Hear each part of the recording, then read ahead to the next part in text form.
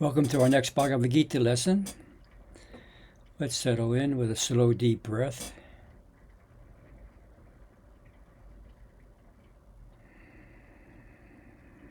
Hari Om Tat Sat. Om Shanti. We're on episode number 306, entitled Forever and Ever Amen, from a Randy Travis song. You may think that I'm talking foolish. You've heard that I'm wild and I'm free. If you wonder how long I'll be faithful, well, listen how this song ends. I'm gonna love you forever, forever and ever, amen. I'm gonna love you forever and ever, forever and ever, amen.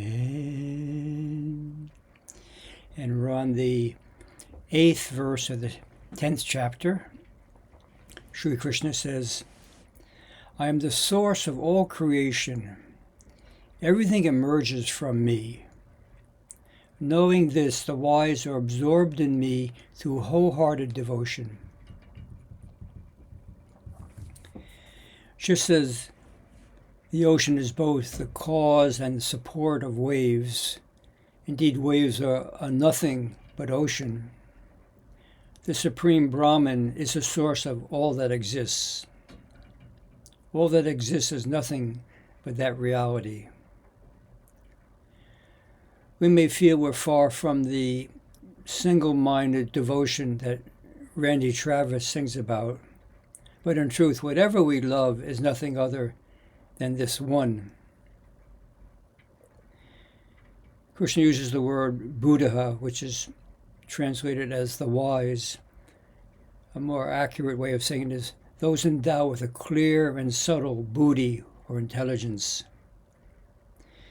As we train the mind through meditation to become increasingly still, moving toward Chitta Vritti Nirodha, it's this refined buddhi that allows us to glimpse beyond the world of transitory forms and behold, all things are expressions of an all-pervading blissful consciousness. But to go beyond the glimpse, Sri Krishna makes it clear that we need more than a mature intellect. If we're going to become truly absorbed in devotion in the divine, we also need what he calls bhava samavita, a wholehearted faith and devotion. Wisdom alone can point us in the right direction, but devotion is what carries us the rest of the way. Recently, someone contacted me who felt he was ready for a deeper commitment to his spiritual life. He asked me for my advice about whether he should become a Swami or a minister. I asked him to tell me a little about his spiritual background. He said he'd been practicing Buddhism for a number of years, but felt a strong need for bhakti in his life. I asked him if there were forms of Buddhism that had an element of devotion, such as Tibetan Buddhism. He just said that there was, in the path that he was following, in that tradition, there was no devotion. And I understood how he felt, because I grew up in an atheist family. There was no belief in God, let alone a devotion to a supreme being. Yet over time, I've come to believe that I won't get very far down this road without my heart playing a central role.